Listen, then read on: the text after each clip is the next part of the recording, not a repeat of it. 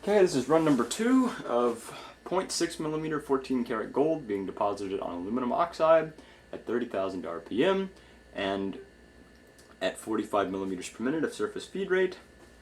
We are traveling 10 millimeters and on the table and 0.125 millimeters in the Z for a total X to Z feed ratio of 80. So without further ado, I'm going to start the spindle and start the deposition.